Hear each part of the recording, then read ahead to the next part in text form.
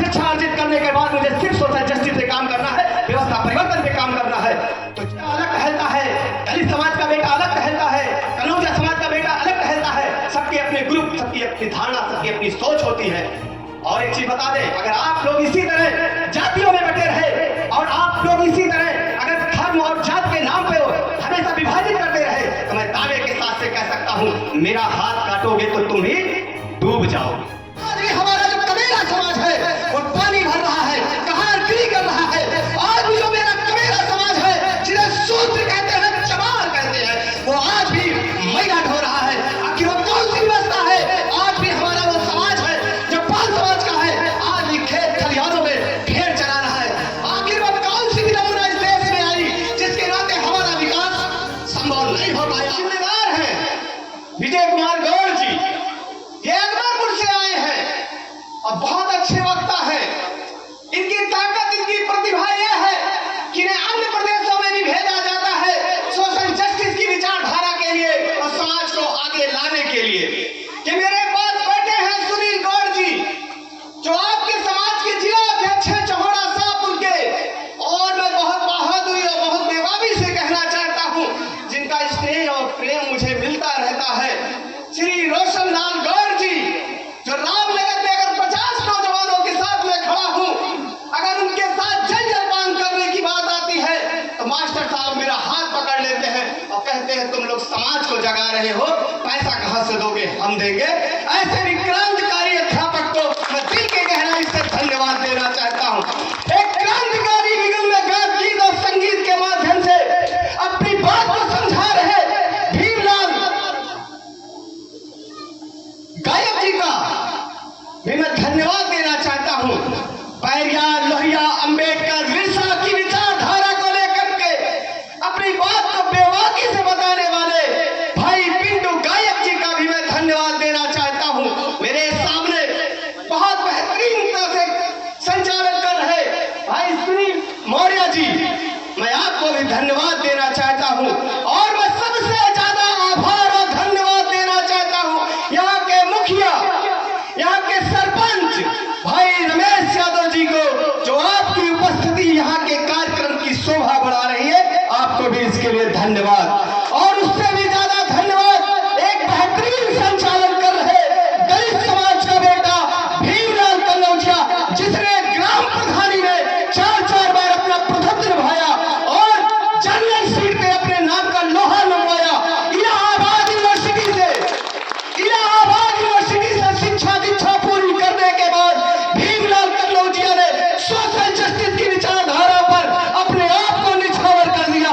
ऐसे दलित समाज के बेटे भाई भीमलाल कन्नौजिया जो कुशल संचालन कर रहे हैं, आपको भी धन्यवाद। हमने सबका स्वागत किया, सबका वंदन किया। दूर बैठे कतार में सभी आए हुए नौजवान साथियों, मैं आपका आभार व्यक्त करता हूँ। ये विश्वकर्मा समाज के दादा बैठे हैं, मेरे ही गांव के हीरा विश्वकर्मा जी, और यहाँ कुछ कन्नौजिया समाज की भी मैं संख्या देख रहा हूँ। तो अगर आप यहाँ बैठे हो तो आप देख लेना, यहाँ एक फोटो लगी है जिसका नाम है संत गाडगे, जो महाराष्ट्र की धरती पे पैदा हुए। उन्होंने समाज में जाके कहा, अपने बच्चों को 1 टन का कपड़ा कम पहनाना, अपने बच्चों को 1 टन कम कपड़ा उठाना, अपने हाथ पे रोटी रख के खा लेना, लेकिन अपने बच्चों को शिक्षित बनाना। ऐसे महाविचारधाराओं को हम यहाँ लेकर आपके बीच में आए हैं। आज देश कब आजाद हुआ था? देश आजाद हुआ था 15 अगस्त 1947 को, और देश आजाद होने के बाद आज भी हमारा जो कबीला समाज है वो पानी भर रहा है, कहार गिरी कर रहा है। आज भी जो मेरा कबीला समाज है, जिन्हें शूद्र कहते हैं, चमार कहते हैं, वो आज भी मैला ढो रहा है। आखिर वो कौन सी व्यवस्था है? आज भी हमारा वो समाज है जो पाल समाज का है, आज भी खेत खलिहानों में भेड़ चरा रहा है। आखिर वो कौन सी विडंबना इस देश में आई जिसके नाते हमारा विकास संभव नहीं हो पाया और आपका विकास संभव हो गया। हमें तो इस देश ने संविधान दिया, हमें तो इस देश ने ऐसी स्तंभ की रचना की कि जिससे हम मुखर होके बोल सकते हैं। अभी आप देख रहे थे कैसे चिल्ला रहे थे। मेरे धमनियों में जो खून बहता है, एक चरवाहे के लड़के का बहता है, एक चरवाहे के लड़के का बहता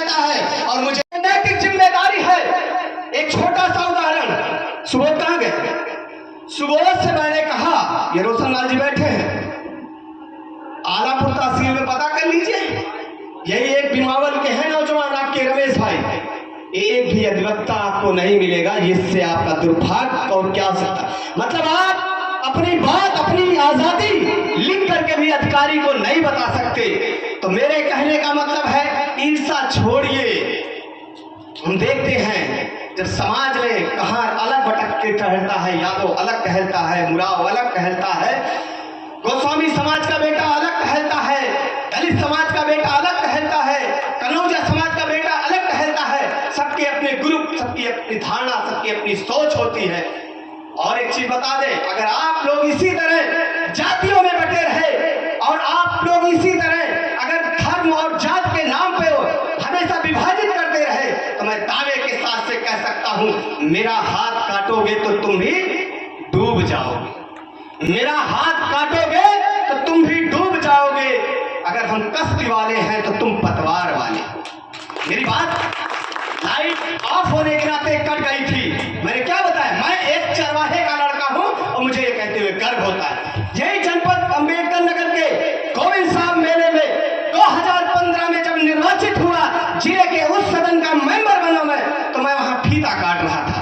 प्रधान जी, लक्ष्मीकांत जी, विजय जी, हरिराम यादव जी, जब मैं फीता काट रहा था तो फीता काटने के बाद डीएम अंबेडकर नगर ने कहा, सुधीर सिंह मिंटू ने कहा कि कैसा महसूस कर रहे हैं। मैंने कहा, आज मैं जिन भावुक पलों पे बोलने जा रहा हूं, जिस लड़ाई को लड़ने के लिए मैं 2002 में अपने पिता, अपने माता से बगावत करके अपने घर से निकल गया था। मैंने कहा था शिक्षा लेने के बाद, शिक्षा अर्जित करने के बाद मुझे सिर्फ सोशल जस्टिस पे काम करना है, व्यवस्था परिवर्तन पे काम करना है।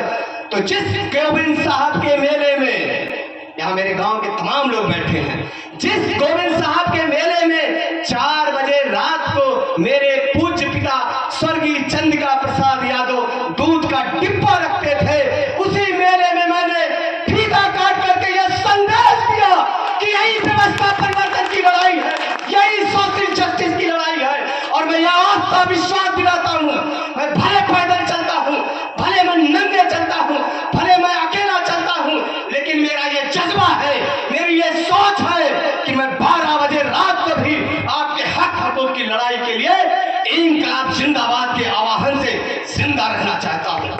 मुझे पद की लालसा नहीं है और न मुझे पद के लिए भूखा हूँ। मैं मेरे परिवार में अगर मेडिकल क्षेत्र में पैदा किया ये बेटा, तो डिजोश्री में श्री सलेम सिंह यादव जैसा जिला जज भी पैदा किया है। मैं ऐसे परिवार से आता हूँ, मैं एक ऐसे परिवार से आता हूँ जिस परिवार में 200 वर्ष पहले शिक्षा थी, 200 वर्ष पहले मेरी आजी आवाज शिक्षित थे। तो मेरी जो लड़ाई है, मेरी ये जो लड़ाई है, मैं ये देखना चाहता हूँ, ये जो नाई समाज का बेटा बैठा है, ये भी कर्पूरी ठाकुर की तरह मुख्यमंत्री बन के टहले। मेरा ये सपना है, मैं ये सपना लेके आया हूँ कि ये दलित समाज का बेटा बैठा है, ये भी यहाँ का विधायक बने। लेकिन दुख इस बात का है कि परिवारवाद इस तरह बढ़ता चला जा रहा है। हमें रोक दोगे तो मेरे सेहत पे नहीं प्रभाव पड़ने वाला है। सेहत पे तुम्हारे प्रभाव पड़ेगा जब तुम्हारा बेटा सोचेगा कि हम भी सदन में बोलेंगे, विधानसभा में बोलेंगे, लोकसभा में बोलेंगे और जिले की पंचायत में बोलेंगे। लेकिन आप अपने बेटे को तब डांटोगे, कहां से बोलबे रे, कहां से चलबे, तोरे तो मोटरसाइकिलियो ना है, तोरे तो जनाधारो ना है। तो सीखो नौजवानों मुझसे कि मैंने अपने नाम का इस तरह डंका बजाया कि बड़े बड़े धुरंधर 2015 में नतमस्तक हुए और जिले की पंचायत में पहुंचकर डीएम ने मुझे सैल्यूट किया। और उसी डीएम को मैंने कहा कि ये जनता का आवाहन है, ये जनता का आगाज है। तो मैं जब आपके बीच का बेटा निकलूंगा, आप नर्सरी तैयार करो, आप तैयार करो गांव में उन ऐसे नौजवानों को जो पढ़ने में योग्य है, जो पढ़ना चाहते हैं। आप प्रेरित करो ऐसे बच्चों को जो मेडिकल के क्षेत्र में जाना चाहते हैं, जो IAS PCS बनना चाहते हैं, जो राज्य अधिकारी बनना चाहते हैं। आपकी लड़ाई ये नहीं होनी चाहिए कि फलनवा को कमजोर कर दे। हम दिनेश गौड़ को कमजोर करने की लड़ाई अगर लड़ने लगे तब तो हम ही कमजोर हो गए ना। तो मेरे माँ, मेरे पिता और मेरे पूर्वजों ने मुझे सिर्फ इतना सिखाया था कि किसी की ताकत को छीड़ करने में अपना समय मत वेस्ट करना। अगर अगले की ताकत 100% है, लक्ष्मीकांत जी, अगर अगले की ताकत 100% है तो अपनी ताकत 110% बना लेना, अगले की ताकत स्वतः कमजोर हो जाएगी। मैं यहाँ के आयोजकों को, यहाँ के जितने भी जिम्मेदार साथी हैं, रोशन लाल गौड़ जी, विनोद गौड़ जी, सुबोध गौड़ जी, दिनेश गौड़ जी, गोविंद जी, गुड्डू जी, राम प्रसाद जी, मैं सभी का आभार व्यक्त करता हूँ कि आपने मुझ जैसे एक आम कार्यकर्ता को मुख्य अतिथि बनाया और जो सम्मान दिया, इसके लिए मैं ऋणी हूँ। इसके लिए मैं सदैव आपका आभारी रहूँगा। ऐसे ही आप मेरी आवाज़ को बुलंद करते रहिए, मैं आपकी आवाज़ दबने नहीं दूंगा। जय हिंद, जय भारत, इंकलाब जिंदाबाद, संविधान जिंदाबाद। अभी लक्ष्मीकांत जी नारा लगवा रहे थे, वीरांगना दुर्गावती अमर रहे।